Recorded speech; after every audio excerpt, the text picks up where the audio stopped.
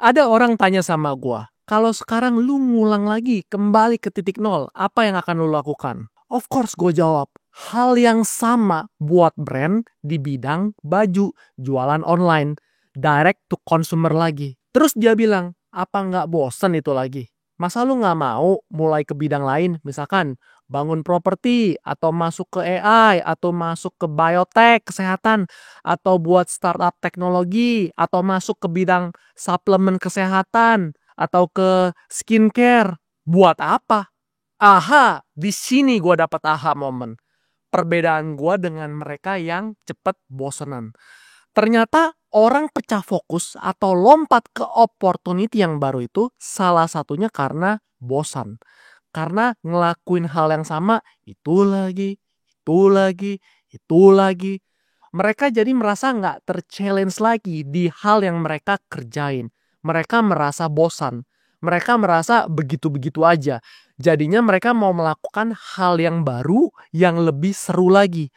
Padahal karirnya belum sukses di bidang tersebut. Mereka berpikir bisa bertumbuh itu karena ada hal yang baru. Karena ada sesuatu yang beda dari yang lain. Padahal menurut gua, lu bisa bertumbuh itu karena lu melakukan hal di bidang yang sama terus, menerus, terus-terusan dengan menjadi yang terbaik di bidang tersebut. Sedangkan kalau lu pindah bidang, akhirnya lu mulai lagi dari nol. Lu start lagi karir lu ke awal. Jadi seolah-olah karena hal tersebut baru dan karena endingnya lebih susah, mereka berpikir itu adalah pertumbuhan, which is wrong. Kesusahan di bidang baru itu dan pertumbuhan itu berbeda total. Coba lu pikir deh, misalkan lu seorang developer properti. Lu udah bangun project dari 20 miliar ke 50 miliar nih project properti lu. Terus sekarang lu udah buat project properti nih 100 miliar nih perumahan menengah. Masa lu udah bangun 100 miliar perumahan menengah, terus developer ini bilang, wah kayaknya gue udah gak ada tantangan deh di sini. Jadi gue mau mulai karir lagi di tempat lain aja deh. Gue mau buka barbershop atau gue mau buka restoran aja. Udah bosen bangun properti. Coba lu pikir baik-baik. Itu nggak mungkin lah. Kalaupun dilakukan, itu terdengar betapa bodohnya developer properti tersebut. Yang ada, kan lu udah bisa bangun 100 miliar perumahan menengah. Nextnya adalah gimana lu bangun 200 miliar proyeknya. Atau gimana lu bangun perumahan 100 miliar lagi, tapi tadinya lu lakunya tuh 2 tahun. Jadi lu bangun yang sama, tapi lakunya tuh 1 tahun gitu. Challenge-nya tuh itu, bukan challenge-nya loncat.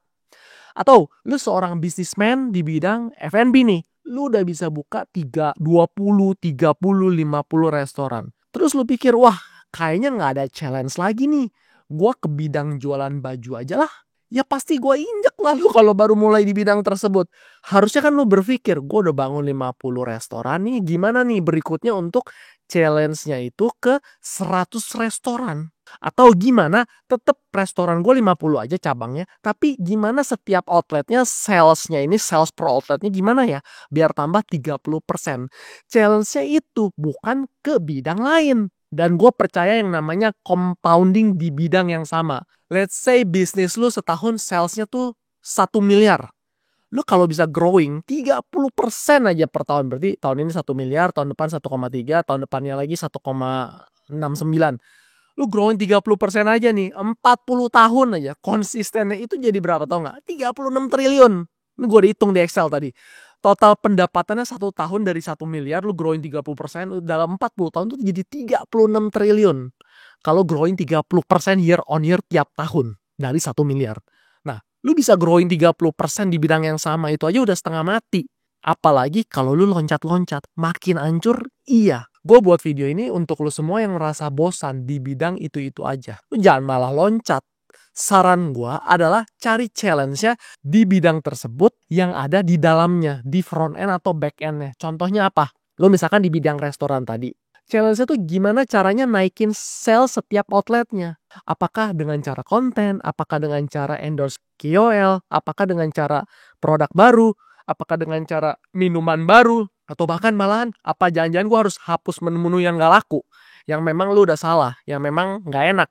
Tapi karena udah telanjur dan lu nggak pernah berpikir untuk buang itu menu-menu lama yang menunya tuh yang udah nggak enak. Atau misalkan challenge lainnya nih, ada satu komplainan di setiap 100 order. Challenge-nya ya gimana operational excellence-nya ini menjadi tetap ada satu komplainan aja tapi setiap 500 order gitu instead of 100 order kan tuh turun kan dari 1% jadi 0,05% gitu. You become better di front end atau back end bisnisnya.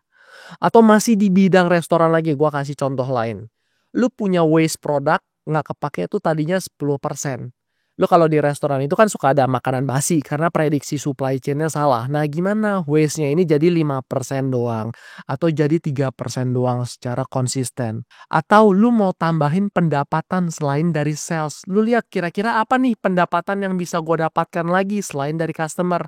Challenge juga itu. Misalkan nih, udah banyak lah tapi ini dilakuin di restoran. Jadi sisa minyak goreng di restoran itu bisa dijual lagi gitu. Itu kan lu masih di bidang yang sama tapi lu dalemin terus, detailin terus di dalamnya. Atau lu sadar nih, misalkan kalau di TikTok itu bisnis internal lu bisa naik kalau FYP, maka sales outlet akan nambah nih. Ya udah challenge-nya berarti gimana caranya tingkatin volume kontennya. Misalkan sebulan 30, jadi gimana caranya biar sebulan 60. Atau sebulan 30 konten, tapi yang FYP cuma 1.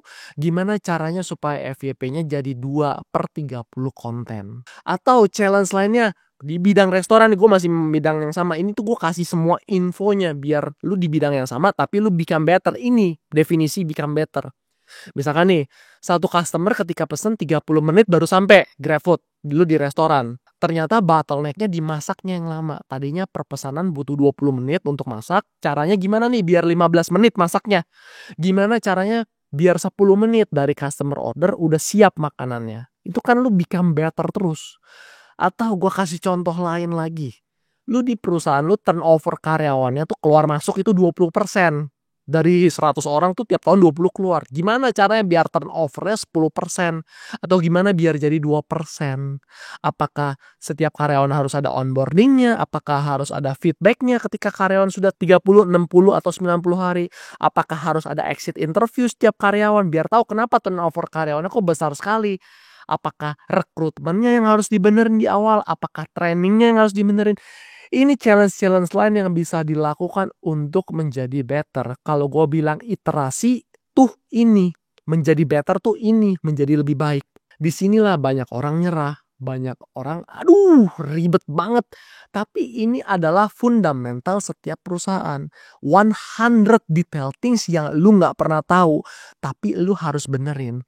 Dan ini yang buat bisnis itu besar. Dan pondasinya kuat. Dan yang buat bukan sukses 1 tahun atau 2 tahun doang, tapi puluhan tahun. Atau lu sebagai pebisnis atau karir, lu cari challenge-nya di tempat lain, yaitu di luar pekerjaan lu. Apa tuh? Gue bilangnya multiple metrics of success. Sebelum gue masuk ke sana, kalau ada orang yang kira-kira cocok dengan video ini, silakan kalian share ya. Semoga bisa membantu teman kalian tersebut. Oke, lanjut. Karena ini salah satu kesalahan gue dulu yang buat gue gak happy. Gue cuma nilai diri gue itu dari net worth yang gue punya. Atau ekuitas lah, atau duit lah. Padahal banyak orang yang multiple metrics of suksesnya jauh lebih hebat dari gue. Contoh, apakah gue bisa jadi sukses di bisnis gue tapi punya badan yang bagus juga? Apakah gue bisa sukses di bisnis gue tapi punya a good marriage? Apakah gue bisa sukses di bisnis dan punya hubungan yang baik dengan orang tua? Apakah gue bisa sukses di bisnis tapi punya work-life balance juga akhirnya? Nah, challenge ini yang lu harus lakukan. Bukan ganti ke bidang baru yang bakalan buat lu makin tersesat. Dan lu mulai lagi dari nol. Karena nanti lu di bidang baru tersebut yang lu baru mulai, suatu saat juga ketemu lagi constraint atau problem bosen ini. Dan bukannya lu hadepin, nanti lu malah kabur lagi ke bidang yang baru lagi. Udah begitu terus aja sampai suatu saat lu sadar. Lu itu bukan bosen, lu itu nyerah. Lu itu gak berani hadapin kenyataan bahwa the next challenge memang sangat-sangat susah. Tapi lu membohongi diri sendiri bahwa lu bosan. Padahal lu yang nyerah dan nggak capable di bidang tersebut lebih dalam lagi. Tapi seolah-olah lu bilang lu bosan. So, rekapannya, jangan ganti bidang bisnis lu atau karir lu karena lu bosan. Carilah cara baru untuk membuat yang lu kerjakan lebih baik. Tadi gue udah kasih contohnya di bidang F&B. Atau lu cari multiple metrics of success selain di bidang bisnis atau karir lu. Tadi gue kasih contoh, apakah gue bisa lari maraton nantinya? Atau badan gue bisa jadi bagus nggak? Atau hubungan dengan pasangan gue bisa lebih harmonis nggak? Karena hidup itu udah susah, jangan lu ganti lagi bidang atau karir yang lu udah jalanin bertahun-tahun. Nah, jadi nanti setiap lu mau ganti bidang atau ganti karir, lu balik lagi ke video gua ini, lu nonton lagi, lu ulang lagi dari awal videonya dengan pertanyaan yang sama di awal tadi yang orang tanya ke gua. Kalau lu ngulang lagi ke titik nol, bidang apa yang akan gua lakukan? Of course, gua akan lakukan di bidang yang selama ini gua lakukan, yaitu jualan baju online. Ngapain gua ke bidang lain lagi, belajar lagi dari nol? Sedangkan gue udah jago di bidang ini, gue udah tahu segala seluk-beluknya untuk menjadi sukses di bidang ini di Indonesia ya. Kalau di dunia gue belum tahu.